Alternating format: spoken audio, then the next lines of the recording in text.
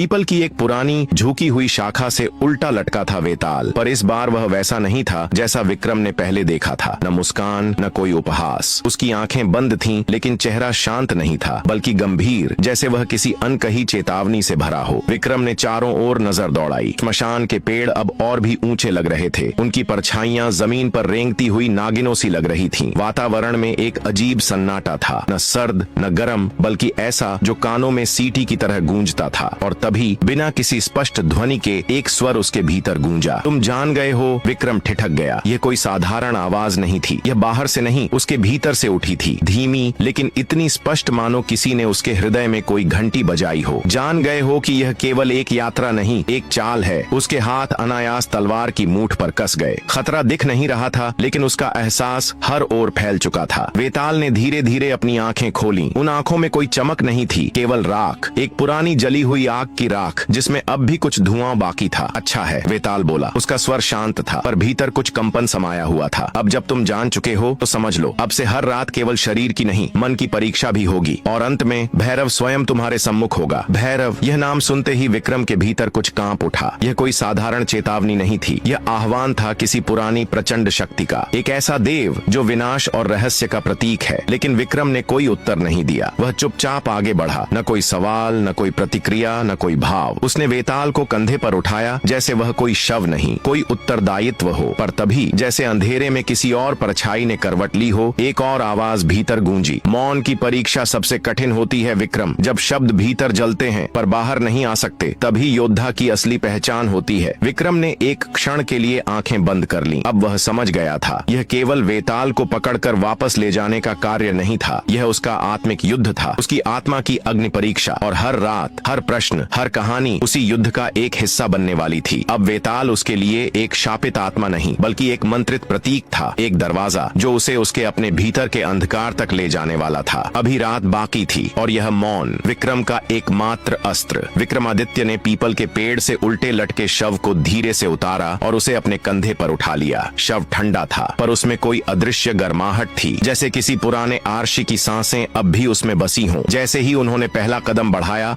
शव में हलचल हुई, और फिर एक अजीब, भयावह किंतु सम्मोहक हंसी गूंजी। राजन, शव बोला, मैं वेताल हूँ। जब तक तुम मुझसे बात करोगे मैं उड़ जाऊंगा, लेकिन यदि चुप रहोगे तो मैं रहस्य खोलूंगा। क्या तुम तैयार हो पहले रहस्य की कथा सुनने को? विक्रमादित्य ने सिर हिलाकर मौन सहमति दी। वेताल ने कहना शुरू किया,